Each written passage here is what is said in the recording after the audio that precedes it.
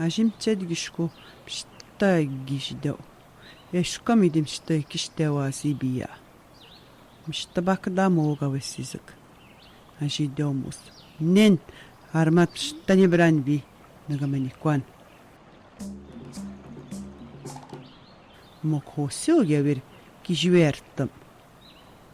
Намажинги магнони мес. Агайтугук ниби. Эс банвиридеу. Наматугун ниби. Гижи ниби утаян нимитимим. Намазанги мрух кчиган. Наман забинес кватуян мштигук. Минуачвирваго шидеу. Нимшта гиттавертен. Ngam sken bi. Ishkwajam skmane ki gabana jibhid nawa. Ajima jawagush. Yemto. Nandono mni biru. Ay dabio. Kek. Ajim skam jibishiru. Ah, mshtamrun bi. Armachangana jibaha kudigi hik. Kevirog jibendamni koyjek. Pomshi majayan niga arwe bin mama shish. Ta bojarwe biwagush. Uzamje ejim shtarwe bich ajidim shtekittemyo. Kegidio. Vah. Audu da geçiken. Kişpin geviro Pakatamowok. Kevirog da ben doptumu.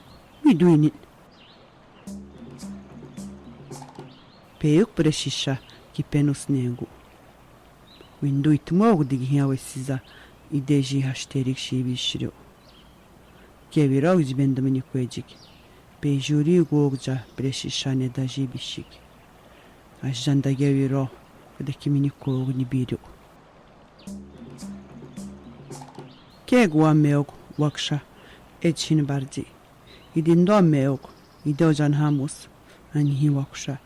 Ah, auda netodman evichijik igwemezak.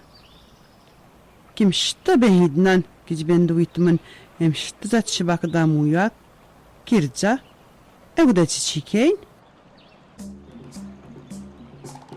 Kiraski onin hawagush. Daru eptimegani pomshina jibhidguk kijvitmadguk ekim skmanni bi. Najidomus. Kigiraskinni. Ideogun awesisak waksha.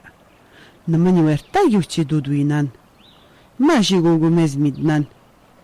Ma jawagush emshta jigertak. Shta jigermidzo.